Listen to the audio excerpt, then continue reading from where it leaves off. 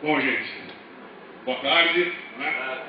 Já que o encontro é de marketing, né? Então eu já inseri a nossa próxima peça que vai para a televisão aí nesses próximos dias. Tá? Meu nome é Alcides Torres, eu sou engenheiro agrônomo, sou lá da Scott Consultoria e a nossa empresa se especializou você precisa entrar com a palestra, se especializou em mercado. Tá? Nós ficamos sediados no Planalto Paulista, uma região muito boa, quente, solo fértil, foi chamado já da Califórnia Paulista, não é? É um lugar bom para a gente entender da agricultura e pecuária. Tá? O que o Alessandro pediu para a gente falar? Pediu para a gente falar um pouquinho sobre o mercado pecuário, né? Sem entrar muito nas técnicas de produção, nessa coisa que o Brasil já domina bem, até exporta tecnologia. Né? Hoje o Brasil compete com os grandes exportadores de conhecimento globais, a gente briga com os Estados Unidos, com os franceses, com os holandeses, com os ingleses, e a nossa técnica é muito boa, porque nós desenvolvemos tecnologia para trabalhar em climas tropicais, né? Muita intemperização, perda de fertilidade, assim por diante. Tá? Bom, nós vamos falar basicamente do que aconteceu com a pecuária a partir da crise de 2008. Né? Nós tivemos uma pecuária mais ou menos padrão, uma geração de uma pecuária do mesmo tipo em termos de mercado. Aí nós tivemos uma crise do tamanho da crise de 29 em 2008, e aí tivemos uma série de consequências. Né? O Brasil, a pecuária brasileira pouco sofreu com essas crises porque era uma pecuária voltada para o mercado interno, né? Voltada para o desbravamento do Brasil, voltada para a colonização, vamos dizer assim. E de repente o Brasil estava participando dos mercados mundiais e sofreu, quer dizer, nós sofremos tremendamente a crise global, com a falta de crédito, perda de clientes, calotes e coisa desse tipo. Durante uma crise, a gente não sabe o que vai acontecer. Né? Assim, como é que o cenário vai despontar depois que passar a tempestade? A única coisa que a gente sempre tem certeza é que o mercado vai ressurgir das cinzas mais concentrado. E foi o que aconteceu. Nós tivemos mais de 5 dezenas de frigoríficos fechando as portas e ressuscitamos aí da crise com menos compradores de gado. Tá? E essa é a concentração da indústria em 2005. Tá? Em 2005 a gente tinha os 3 maiores frigoríficos brasileiros que tinham uma capacidade de 8,2 milhões de cabeças nesse universo. E esse ano a gente tem que os 3 maiores frigoríficos detêm um abate de 18 milhões de cabeças, um aumento de 118% em relação a 2005. Ou seja, muito rápida foi essa concentração. Né? Uma concentração que a gente pode chamar de concentração sorrisal. A gente desviou a atenção, você já não vê mais o comprimido que é grandão. Né? E aí a gente tem correntes de pensamento econômico. Então as pessoas dizem, alguns economistas dizem que a concentração dos frigoríficos acontece porque existe uma concentração na rede varejista. Né? Isso é verdade? Eu não sei se é verdade. Né? E se isso for verdade, nós vamos assistir a uma concentração dos produtores rurais. Tá? Então essa história de o cara vai arrendar a fazenda para produzir eucalipto, para produzir cana-de-açúcar, para produzir soja, aonde for possível de fazer isso, ele vai fazer, porque é uma questão de fazer conta, ele vai ganhar mais dinheiro por hectare na propriedade dele. Não é? E nós fizemos um levantamento. Né? Fizemos um levantamento da capacidade de abate anual, a capacidade declarada de abate dos frigoríficos brasileiros soma 60 milhões de cabeças. Né? E a gente sabe que o abate brasileiro gira em torno aí de 39 a 42 milhões de cabeças, dependendo da fonte que a gente consulta. E a partir disso a gente já começa a manjar que a capacidade ociosa dos frigoríficos é grande para chu, né? Então ela tem aí 30, 35% de plantas frigoríficas não abatendo bovinos porque não tem boi. Então nós estamos aí já com o mercado, de certa maneira, complicado. Né?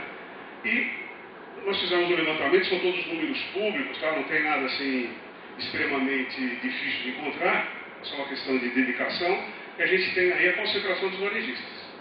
Tá? Então os 5 maiores varejistas do Brasil detêm aí 47% do mercado, e conforme a gente vai somando aí os maiores todos, a gente observa que essa concentração é crescente. Tá? Então alguém fala assim, ô meu, e se o JBS fechar, o que nós vamos fazer? Não sei, se ele tiver dificuldades econômicas. E se o Pão de Açúcar fechar? Nós vamos ter um problema de desabastecimento, de distribuição de alimento? Não sei, mas esse é o cenário. Tá? Então eu não entro no mérito da questão, mas é o mercado que eu tenho para trabalhar. Se eu for fazer vendas, marketing, o que for, esse é o mercado que eu tenho. Concentração tremendaça na indústria frigorífica, uma concentração tremendaça no varejo, e tenho ainda o mercado produtor pulverizado. Tá? Então essa é a grande diferença. Tá? Aí é o mesmo quadro, aí com outra apresentação gráfica, que fica mais evidente para a gente chegar a quem são os 5 maiores no mercado varejista. Pão de Açúcar, Carrefour e o Walmart. Bom, essas três empresas faturaram em torno de 200 bilhões aí de reais, né, em 2009. O faturamento também que cresceu 14%, portanto, ganho real, né, acima da inflação. Então esse pessoal está indo bem, está tendo grana para reinvestir no próprio negócio. Bom, diante desse cenário apresentado aqui velozmente, quais são as estratégias dos frigoríficos para garantir a sua matéria-prima? Né? O maior custo do frigorífico é o boi. Tá? A industrialização, o frio, a mão de obra, né? As plantas em si, o porto, é tudo pouco perto do boi. Então o boi, é por isso que existe essa disputa, porque se ele comprar bem, isso é clássico, né? Se ele comprar bem o boi, ele pode errar mais adiante da carreira. Se ele comprar mal o boi, ele está mais ou menos afunilado para fazer isso. É uma coisa pecuarista, né? O pecuarista errou na compra para fazer a recria, para fazer engorda, ele não tem muita margem. Então a gente até acompanhando alguns leilões de gado aí, cujos preços saem lá nos píncaros da glória, a conta não vai fechar. Talvez em 20 anos, em 15, mas no mercado em que esse boi vai estar pronto, ele não vai conseguir o preço para pagar. Então tem outros interesses na compra desse gado. E quais são as estratégias? Né? A primeira estratégia dos frigoríficos foi uma evolução na ciência da alimentação. Hoje o Brasil ele detém uma qualidade no processamento de carne incomparável. Tá? Então, na verdade, o Brasil detém hoje esse negócio dos Estados Unidos ser o maior exportador de carne, vai depender do jeito que você encara os números. Tá? O Brasil ainda é o maior exportador de carne, né? Dependendo do que você está considerando aí. Né? A gente teve uma evolução bacana, né? A gente teve aí os matadores municipais e a gente teve as mesas de inteligência dentro do frigorífico. Né? Isso aqui parece o Jornada nas Estrelas, né? uma aeronave espacial. Né? Isso não existia antigamente. Né? Quando muito, o cara tinha 3 ou 4 telefones e uma caderneta. Ele anotava tudo e fazia os negócios. Né? Isso aqui é um abatedouro no interior do Nordeste e aqui um abatedouro moderno. Essas duas realidades convivem no Brasil. Tá? Então a gente falou aqui de Twitter, Facebook e tal, esse é um planeta. Tá? Esse é outro planeta. Então a gente precisa entender esses 2 planetas. O Brasil é um país muito interessante. Né? Então você tem o de melhor, você tem o de pior, né? no mercado. Então a gente precisa trabalhar com tudo, principalmente os agentes de campo. Né? Então a gente convive com esse cenário e convive com esse cenário. E esse cenário aqui, por incrível que pareça, é o que permite a liberdade de preço. Isso é chato falar isso, mas é verdade. Aqui é um mercado infiscalizado. Né? Então aqui eu compro o boi sem nota, vendo sem nota, e ninguém sabe o que eu tenho. Então eu consigo realmente determinar o mercado flutua de acordo com esses desconhecimentos. Aí que começou a fazer o frigorífico, ele começou a planejar a oferta de boi. Né? Como é que eu vou trabalhar? Né? A gente está vendo agora alguns ajustes nos maiores frigoríficos do Brasil, e se você pegar o mapa e ver o que eles estão fechando, eles estão falando, nós estamos fechando os frigoríficos em função do ICMS que o governo de São Paulo, por exemplo, não devolve. Então o meu custo só é 12%. É verdade? É meia verdade. Né? O meu professor de filosofia lá no Colégio Marista falava, cuidado com a meia-verdade. A meia-verdade te induz a um erro crasso e você vai cometer injustiças a partir da falta de conhecimento. Então, busque conhecimento. Né? É verdade, é verdade. Só que as plantas estão sendo fechadas, elas estão sobrepostas. A planta daqui está concorrendo com a de cá e é o mesmo comprador de boi. Esse comprador de boi está querendo matar o comprador de boi de lá. Os dois têm meta para cumprir. Então, fica o mesmo frigorífico forçando alto. Então chega um sujeito que tem um pouco de plano estratégico e fala assim, fecha essa planta aqui, porque aqui tem menos boi, e vamos continuar trabalhando aqui, e a gente aproveita e cutuca o Estado que não está nos devolvendo o crédito de sementes. Né? Então eles começaram a trabalhar com o rearranjo das plantas, né, para poder melhorar o desempenho dos frigoríficos. Surgiu um negócio apeiro, né? Vendo, compra um boi futuro por uma entrega futura, sem passar pela bolsa, negociação direta, pecuarista, comprador de frigorífico. Comecei a ter confinamentos próprios no Brasil, né? Então nós temos um início de verticalização, que é muito ruim, né? A gente assistiu isso in situ, o citricultor tinha uma grande liberdade em negócio, liberdade de expressão, é a liberdade de você pôr o seu preço no seu produto. Então a gente tinha, o produtor de citros de São Paulo tinha liberdade de preço, aí quando as indústrias começaram a plantar laranja, essa liberdade extinguiu-se, né?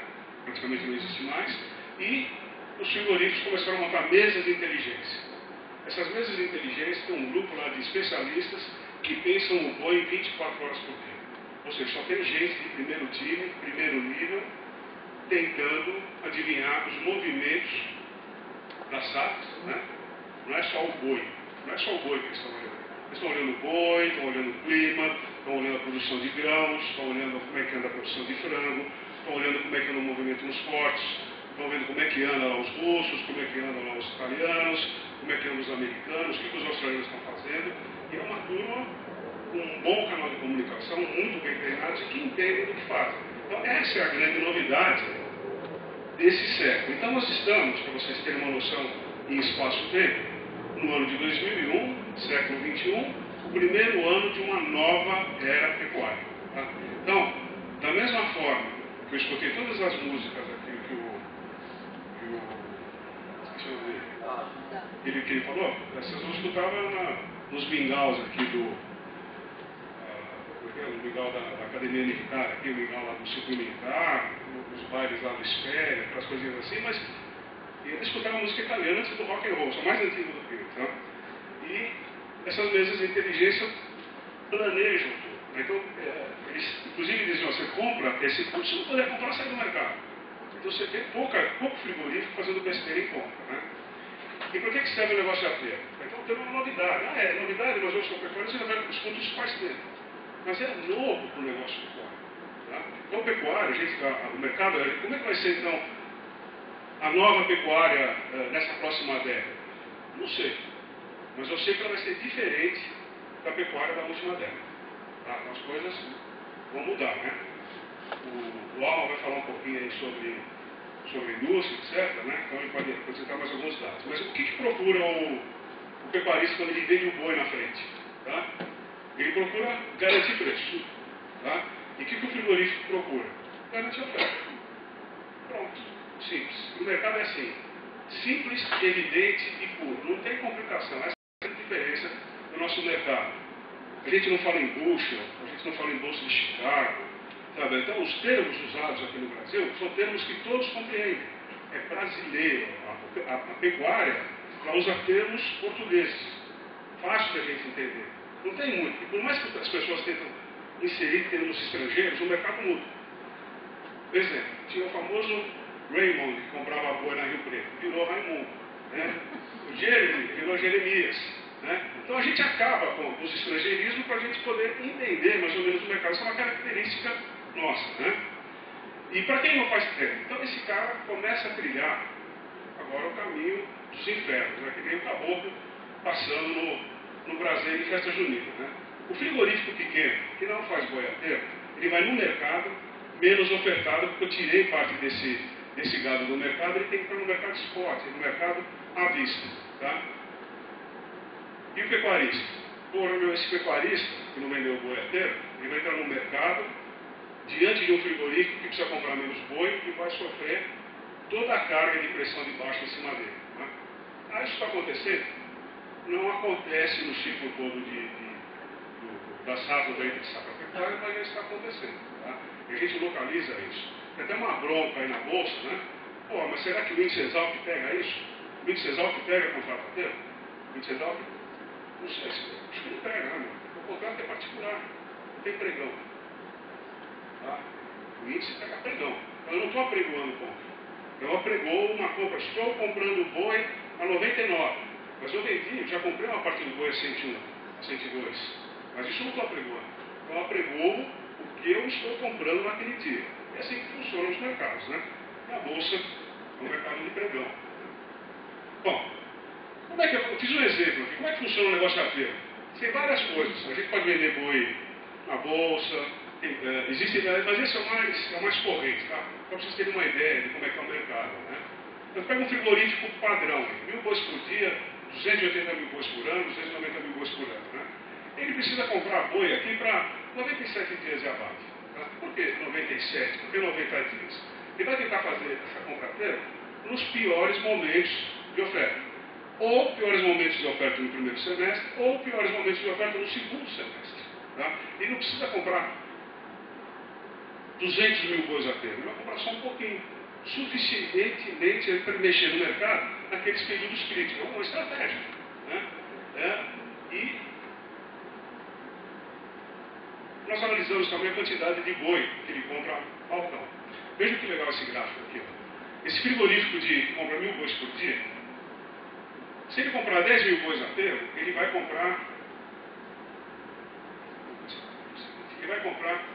vai exercer uma pressão menor, 10% a menos que ele vai precisar comprar. E se ele tiver que comprar 50 mil bois, 50 dias de boi a termo, ele vai no mercado precisando comprar 51% menos bois. Então, para ele montar a escala de abate dele, considerando, é claro, que ele trabalha a plena carga, isso aqui é teórico, e distribuindo esses abates ao longo de 90 dias, ele vai ter vai apregoar menos oferta, porque ele vai precisar comprar menos. Tá? Então, o contrato a termo é muito bom para o pecuarista que vendeu, é muito bom para o frigorífico que comprou, mas é um lixão para a pecuária, tá? Porque a gente arrebenta com os preços. Tá? Agora, então não vamos vender a termo? Não, é o mercado. Isso foi uma solução do mercado. E o mercado, né, tem os axiomas do mercado, o mercado não é nem contra nem a favor de você. Se você estiver contra o mercado, você está contra você mesmo. Então, quando você começa a entender como é que funciona o mercado, você para de se preocupar com isso e começa a tentar trabalhar dentro desse sistema. Ou seja, contrato a termo diminui a necessidade de compra, ou seja, eu vou garantindo a minha matéria-prima e aumenta o meu poder de barganha como comprador. Preços de pecuário, né? Isso todo mundo sabe, mas vamos repetir. Não é o fazendeiro que determina o preço, é o comprador. Então é por isso que os nossos informativos a gente escreve: a oferta de compra hoje foi. Aí o jornalista pergunta: como assim oferta de compra? Oferta de venda. Não. O frigorífico que abre uma oferta de compra e se o pecuarista se interessa por aquela oferta, ele ou vende ou não. Né? Se ele precisa vender, ele vende por qualquer oferta. Né? Mas é o frigorífico que lança o preço. Como todas as demais commodities. Né? Funciona mais ou menos assim. Bom, aí ele partiu dos confinamentos próprios, né? E como no negócio a termo, aqui desconfigurou em função do programa do computador, né? Do intercurso meu, mas ele, da mesma forma, está procurando garantir matéria-prima. E quando a gente fala em confinamento próprio, tive ontem lá com um amigo nosso aí, o confinamento próprio é o confinamento do frigorífico, com o boi dele, é o confinamento arrendado que ele usa para ter boi, é o confinamento onde ele compra os serviços e ele dá comida e paga os serviços para aquele confinador, para fazendeiro também, que sabe fazer isso muito bem. Então, e qual é a vantagem? Vocês já imaginaram a quantidade de bois magros que o frigorífico deveria comprar? Ele deveria comprar 39 milhões de bois magros para ter 39 milhões de bois gordos. Olha o tamanho do capital. É impossível. Então, esse custo de produção do frigorífico já está apropriado pelo pecuarista. Então, essa jogada do confinamento também foi uma jogada de mestre.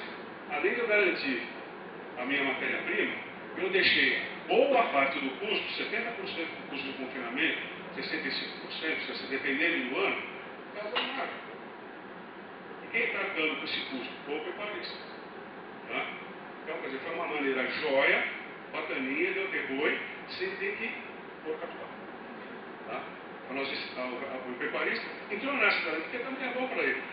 As margens aqui, diga-se de passagem, né?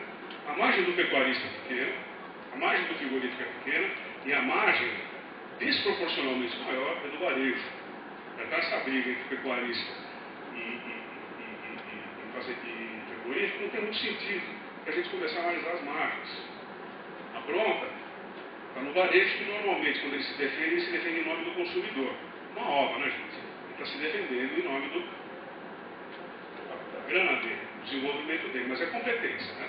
E aí o frigorífico assume as obrigações de alimentação, as questões operacionais ele dá uma assessoria e se livra da compra do boi magro, tá? Mesas de inteligência, né? Hoje as mesas de inteligência são muito legais, né? Os caras são muito bons, eu conheço quase todo o pessoal que trabalha nessa área aí. Então eles têm uns levantamentos muito próximos, muito bons a respeito aí da quantidade de animais terminados, da quantidade de animais em reposição. Tem um acompanhamento de clima estupendo, né? Para determinar o que vai acontecer na vivência, se nós vamos ter sequentência, se não vamos ter sequentência, se vamos ter pasto, como é que está a produção de milho, né? O ataque de cigarrinhas esse ano foi evidentemente um problema. Como é que anda a demanda interna, como é que estão as políticas, como é que andam os cartões de alimentação do governo, se a política vai continuar, se continuar vai ter consumo de carne continuado. Quer dizer, é uma mesa que ela não se atém somente a preço. Por quê? Porque o mercado de boi gordo, essa é outra das mudanças, sempre foi um mercado de preço. Quando você fala de custo, boi é todo mundo. Boi é até professor universitário. Né? Porque custo varia muito, varia de região para região, de fazenda para fazenda, na mesma região, no mesmo vale, no mesmo rio, né? E as coisas mudam. Então, talvez a gente mude aqui, em vez de falar de preço de boi, vamos falar de custo, vamos falar de um produtor. E o ganho vai variar de acordo com a produtividade, né? Ninguém imagina hoje o produtor de milho produzindo 10 sacos por alqueire. Tá? Então, essa é a diferença tecnológica entre a pecuária de hoje, que a gente ainda usa muito pasto sem fertilizante. E se o Brasil resolver adubar todos os pastos, não vai ter adubo no mundo. Então, é muito fácil chegar aqui um cara desavisado e falar: nós temos que adubar as pastagens. Positivo. Grana e produto. Nós não temos as duas coisas. Nem temos grana. Tá? E hoje eu tive uma notícia que não tem nem calcário, né? Então a coisa está feia, porque nós tivemos um suspiro de desenvolvimento para o calcário. Tá? E nos solos ácidos, o calcário é essencial para a gente produzir alimento. Parei, está o planeta inteiro preocupado com energia, né? Estou preocupado com fertilizante. Quando a gente não tira mais fertilizante, a gente não tem mais comida. E o grosso da produção de alimentos vem dos solos tropicais, né? O nosso tipo de país, o nosso tipo de produção. Então a gente monitora aqui a demanda externa e proteínas concorrentes. Então esse pessoal monitora a safra de milho, safra de arroz, por exemplo, né? De todas as commodities desse ano, a grande porcaria foi o arroz, né? Poxa, vamos fazer ração de arroz, vamos fazer álcool de arroz, vamos fazer sardinha, vamos fazer qualquer coisa. Nós vamos dar um destino para a produção de arroz e vamos ficar aumentando, né? E agora, recentemente, o Rio Grande do Sul aprovou a ideia de a gente usar esse carboidrato para fazer ração. Bom, gente, perspectiva para o pecuarista, que é a produzir. Tudo isso para pensar em mercado, né? Como a gente também está numa empresa, nós flutuamos no mercado, e a Scott Consultoria está no Facebook, está no Twitter, está no MSN, tem site, tem uma estratégia de uso de e-mails. Nós estamos usando todas as ferramentas possíveis para atingir o cara de todo lado. Tem boletim impresso, né? Usando o telefone, usando o fax. Existe fax. Tem cara que usa fax, né? Por que eu vou abandonar o fax? Se na fazenda dele só tem linha telefônica para o carro, eu vou usar o telefone para o carro. Eu não tenho preconceito nenhum, nem contra a nova tecnologia, nem contra a antiga. Tá? Mas essa é o recado. Né? Num Brasil como o nosso, não dá. O Maurício está viajando aí que nem mais do que de padeiro, né, meu? Deve ter encontrado, pois é, cenários medonhos de norte a sul, né? Bom, aí, para o pecuarista, ele vai ter que melhorar a gestão de risco dele. Ele não pode assimilar todo o peso das oscilações de preço, de política cambial, de políticas externas. Você está sabendo disso. Vai ter que melhorar, tá? Não é assim, não vou melhorar. Vai ter que se associar, vai ter que usar serviços de internet, vai ter que contratar escritórios de informação, vai ter que usar a mesma inteligência do frigorífico. O frigorífico vai ter que dar essa informação para ele, porque tem interesse no frigorífico. Né? Talvez a gente evolua no sistema de integração, mas não igual o de frango, nem igual o de suíno, porque é diferente. Né? quando eu levo, se eu for eficiente para diabo, eu vou entregar um boi com 3 anos, 2 anos e meio, etc. Isso é um boi de 5 anos. Né? Precisamos ter um bezerro a cada 4 anos. Né? Nós temos alguns problemas zootécnicos fundamentais, né, para serem resolvidos, mas nós estamos caminhando para um tipo de integração. O que nós estamos falando aqui é integração de terminação.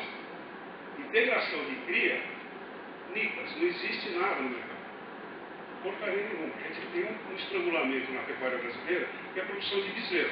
E o último levantamento do IBGE diz que nós aumentamos, ou melhor, aumentou a porcentagem de abate de fêmea nos abates totais. Chama-se o suicídio da pecuária em termos altos, porque isso só acontece quando o preço está um desastre. É um lixo, o preço é uma porcaria pura, então tudo bem, vou vender vaca para fazer capital. Agora estou vendendo vaca agora, que o boi está 100 anos. Ou diminuiu muito a vaca de macho, então aumentou a quantidade de fêmea, mas alguma coisa está acontecendo. Né? E o que está acontecendo não é muito saudável, vamos dizer assim, para a longevidade do rebanho brasileiro. Para preço é bom. Para preço é legal. Eu ainda não recuperei o rebanho de fêmea. Tá? Não dá para dizer isso hoje. Vamos pensar mais para frente. Talvez o ciclo de preço tenha se alongado. Né? Aí dá para a gente fazer várias teorias. Né? E temos ainda as questões legais, né? Questões ambientais, questões trabalhistas, questões fiscais. Tá? Eu estive agora em Maceió, nesse final de semana, um encontro de só técnicos, né? E vi um negócio fabuloso, até falei com você. O que fez o município de Paragominas para sair da lista negra do IBAN? Tá? Eles mapearam o município inteiro. Todas as propriedades são mapeadas via satélite. Tá? A gente vê a largura do coxo da fazenda, quanto ao boi lá. Né? Um monte de informação. E aí eu só fiz uma pergunta para ele. Eu falei, legal, quanto custou? Custou $1,5 milhão só as fotos de satélite. Depois ele pediu dinheiro do método da escola, era MEC USAID, a gente falava de MEC USAID, os caras põem um pouco no centro acadêmico, né? Mas tá, tinha dinheiro da USAID, dinheiro do Fundo Vale, dinheiro todos os maiores dinheiros são desses dois, tá? Aí tem o apoio da tem o apoio da prefeitura, etc. Né? É isso mesmo. Bom, aí eu perguntei para ele, trabalho impecável, tá? Deu 0,6 vaca por hectare no município, 63% de conservação da floresta, quer dizer, que não é mais mal dos matadores. Tá? Então, só que você dizer que não, você precisa dar um número, né? Foi um trabalho do sindicato rural, da prefeitura, etc. Legal. Vamos fazer em mais 15 municípios do Brasil? Opa, não tenho equipe, não tenho dinheiro, não dá para fazer. Então essa exigência do Código Florestal é impraticável hoje. Talvez daqui a 50 anos, talvez daqui a 100. Mas hoje não dá para dar essa carga em cima da produção porque não dá para fazer. Tá? Fiz uma outra pergunta. Como é que vocês lidaram com a corrupção dos agentes de fiscalização ambiental? A gente se aliou ao Ministério Público Federal. Então, aqui em Paragominas, se o cara vai pedir grana, eu aviso o Ministério Público dá uma voadora nele, que nem eu falando no cantinho que é de Guamarina, aí o cara sai fora do circuito. Né? Aí eu fiz a seguinte pergunta: quantas dessas fazendas já foram, esses georreferenciamentos foram registrados? Nenhum. Olha os problemas. Isso porque nós temos uma comunidade querendo cumprir a lei. Não consegue. Imagina quem não quer. Né? Então, essa situação com essas questões. Então, isso tudo, eu imagino que vai afugentar capitalistas que queiram investir em pecuária. Tá? Ele vai cair fora. Vai fazer qualquer outro ou pior. Vai fazer em outro país. Tá? Tem muitos países bons aí de pecuária que podem concorrer com o Brasil. Tá? Já estou terminando, gente. 5 minutos, me deram. Resumindo, último slide. Tá? O que aconteceu, então, com tudo isso? Isso aqui são as variações de preço primeiro semestre, segundo semestre. Por que isso? Porque normalmente no primeiro semestre, Brasil Central, né? Não estou considerando aqui nem o Nordeste nem o Rio Grande do Sul, chove de balde, a gente tem janeiro, fevereiro, março, abril, muita chuva, muito capim rico em proteína, energia, o boi engorda, né? Ufa, fica bonito, né? E aí você tem o segundo semestre, capim seco, queda de produção, senescência do capim, o boi emagrece, queda de produção, o preço sobe. Olha só, o efeito aqui dessas ações dos frigoríficos, de uso de tecnologia, de seguros de preço, né? Ou seja, todos os mecanismos disponíveis, a pecuária brasileira já diminuiu a amplitude, a diferença da amplitude de preço entre o primeiro e o segundo semestre. Então essa é uma nova realidade já da pecuária brasileira. Tá? Vai ter uma hecatombe aí, oscila uma hecatombe. ponto fora da curva no mercado. Tá? Bom, gente, resumindo, essa, de maneira bastante rápida, esse é o novo cenário da pecuária brasileira, segundo o pessoal da Escola de Consultoria entende, para a próxima década. Tá? E é fácil a gente errar para 10 anos, a gente pode mudar todas as nossas previsões de acordo com os novos fatos que vão se sucedendo. Né? Mas nós já estamos numa situação de algum nível de tecnologia sendo aplicado, as expensas do produtor, todos os financiamentos para a pecuária são praticamente inacessíveis, vamos falar rápido, né? Porque o dinheiro não tem aí, nem para a agricultura de baixo carbono. O dinheiro da agricultura de baixo carbono são 2 bilhões, aí, 2 bilhões, a gente precisa de 40. Então, quer dizer, também para inglês ver, satisfação ao cidadão urbano, na prática ninguém vai pagar essa grana, então as pessoas precisam mudar. Né? E alguma coisa tem que ser realmente a fundo perdido, tá? Senão a gente não consegue fazer as mudanças que a sociedade espera da gente. A pecuária tem a própria dinâmica, as mudanças estão acontecendo, nós vamos ter problemas, só para terminar, um problema de agravante, né? Você não consegue hoje, se eu comprar uma fazenda, tá? Se eu for lá para os Estados Unidos, um bando daquelas velhinhas que tem dinheiro, fala, olha, vamos comprar 300 mil hectares de pasto na Amazônia, eu não consigo autorização para abrir a fazenda. Nem a abertura legal. Então, meu direito constitucional não está sendo obedecido. Nós temos um governo que não obedece à Constituição. Tá? Mas é uma briga, porque quando eu falo isso para o meu cliente, ele fala, obrigado, mas eu vou para a Argentina. Tá? Obrigado, eu vou para o Paraguai. Tá? Eu vou para a Austrália. Está nos Estados Unidos. Então, o cara cai fora. Então, nós estamos perdendo boas oportunidades, porque nós temos complicações. Tá? E como a gente já não tem mais a abertura de fronteira, onde tradicionalmente a gente punha vaca para produzir bezerro, nós vamos ter que resolver esse problema de produção de bezerro. Porque o Brasil é o primeiro país que voluntariamente está represando o seu desenvolvimento. É um fato inédito na história mundial. Tá? Não teve uma guerra, não teve uma grande fome, não teve. Estamos fazendo isso porque a gente quer fazer. Né? Beleza, isso é uma postura filosófica. E quanto isso vai custar, as relações futuras em termos de alimentos, e quanto isso vai custar em termos de desenvolvimento. Porque o desenvolvimento é fundamental no meio rural. Por enquanto, o Brasil tem feito o possível e o impossível para manter os níveis de fluxo de capital para a gente pagar a nossa dívida. Mas se os bloqueios se intensificarem, a gente pode até, não só a pecuária, mas o resto do negócio pode ficar desinteressante, né, nos próximos 30 anos. Nós vamos ter uma outra década perdida, como nós tivemos na década de 80, daqui a 30, são os nossos filhos